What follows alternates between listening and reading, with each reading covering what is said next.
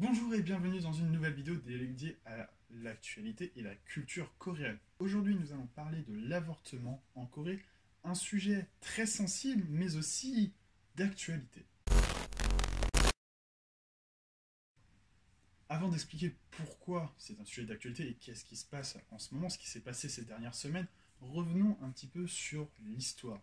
Sachez que les lois actuelles interdisant l'avortement en Corée ont été mise en place, mise en application en 1953, c'est-à-dire il y a 66 ans.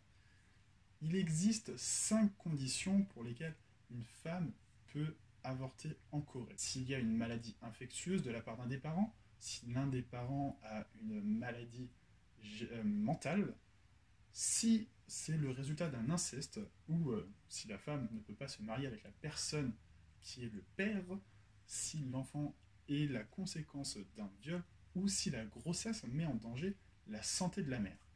Mis à part ces 5 raisons-là, il est officiellement interdit d'avorter en Corée du Sud et cela est sanctionné.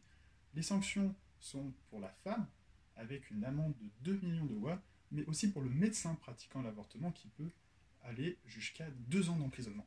Évidemment, cette loi est contestée depuis des années et des actions sont menées régulièrement. On peut notamment parler du groupe B-Wave qui fait des manifestations avec différents slogans tels que Mon corps, mon choix ou Ma vie comme j'en ai envie. Ces actions sont soutenues par l'Association coréenne des obstétriciens et des gynécologues qui déclare que la loi actuelle n'empêche pas les avortements, ils sont quand même pratiqués, mais du coup dans des conditions à risque. En effet, certains avortements vont être pratiqués dans le noir, des salles obscures, afin que personne ne s'en rende compte, ce qui augmente fortement les risques de décès pour les femmes. Et juste le nombre d'avortements réalisés en Corée varie énormément selon à qui vous demandez. Si vous parlez au gouvernement, en 2017, il annonçait 50 000 avortements sur l'ensemble de la Corée. L'Association coréenne des obstétriciens et des gynécologues annonçait quant à eux 3 000 avortements par jour, soit plus d'1 million d'avortements sur toute l'année. En guise de comparaison, en 2017, en France, il y a un peu plus d'habitants, 10 millions d'habitants en plus. En France, en 2017, il y a eu 200 000, un peu plus de 200 000 avortements pratiqués. Donc 1 million, c'est peut-être beaucoup. Le chiffre de l'association coréenne est peut-être un petit peu surestimé. Mais ce qui est sûr, c'est que le chiffre du gouvernement est, lui, de son côté, sous-estimé. La vérité doit se trouver entre les deux. En tout cas, les avortements sont pratiqués, c'est une chose sûre. Mais pourquoi ce sujet est-il d'actualité? Que s'est-il passé? En mars, la Commission coréenne des droits de l'homme a émis un rapport à la Cour constitutionnelle de Corée du Sud.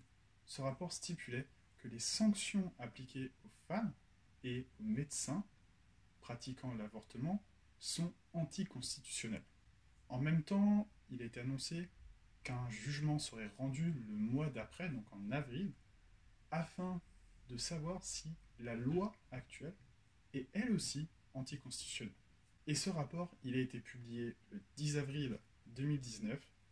La Cour constitutionnelle a reconnu la loi, ou en tout cas certaines parties de la loi de protection des femmes et des enfants, les parties qui ont attrait à l'avortement, comme anticonstitutionnelles.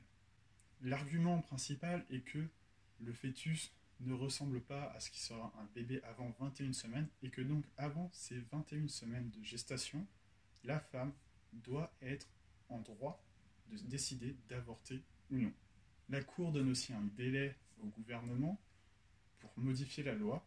Le gouvernement a donc jusqu'à fin 2020 afin de prendre les mesures nécessaires.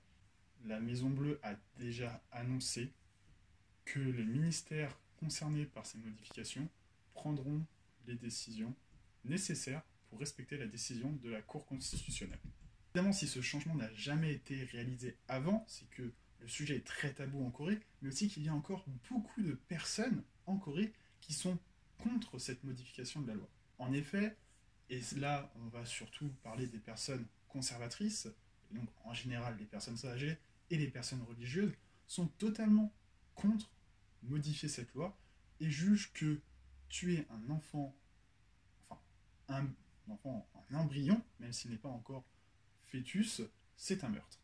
Alors que la Cour constitutionnelle rendait ce communiqué public, non loin de là, on voyait des slogans qui disaient, et je cite, par décision de la Cour constitutionnelle, la Corée s'est déclarée pays acceptant le meurtre d'un fœtus au nom du droit à l'autodétermination.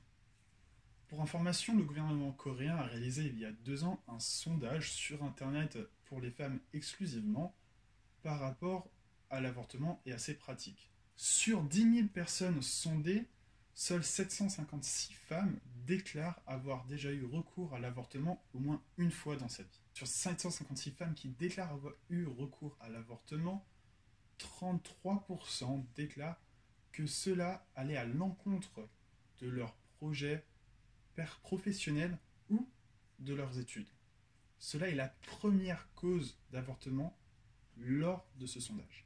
À la suite, 32% déclarent avoir choisi l'avortement pour des raisons d'instabilité financière et le reste explique que cela est dû à des raisons familiales. Cela n'était pas dans les projets familiaux à l'heure actuelle. Sur 10 000 femmes sondées, 756 ont avoué avoir eu recours à l'avortement, ça fait 7,56%. Mais il faut prendre en compte que ce sondage a été réalisé sur Internet, et sur Internet on est très facilement traçable. Il est donc très simple de supposer que certaines femmes aient menti ou alors n'aient pas souhaité répondre au sondage par peur d'être poursuivies par le gouvernement suite à leur déclaration. Mais la bonne nouvelle, c'est que cela sera bientôt possible, ou en tout cas, selon la Cour constitutionnelle, cela sera possible avant 2020. Encore une fois, le gouvernement a déclaré qu'ils allaient suivre cette décision.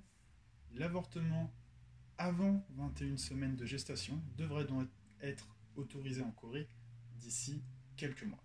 Sachez que cette vidéo a été réalisée avec des informations récoltées sur le site koreaisgood.fr. C'est un site d'information d'actualité coréenne fiable qui utilise lui-même d'autres sources diverses et variées, notamment des sites très connus, que ce soit Korea Times ou bien The Korea Herald, bref, tout un tas d'autres sites qui traitent de l'actualité coréenne, notamment en anglais, et avec des informations qui sont traduites en français. Ça ne parle pas que de K-pop. Donc si vous souhaitez vous tenir informé de l'actualité coréenne, je vous recommande ce site. N'hésitez pas, le lien est dans la description.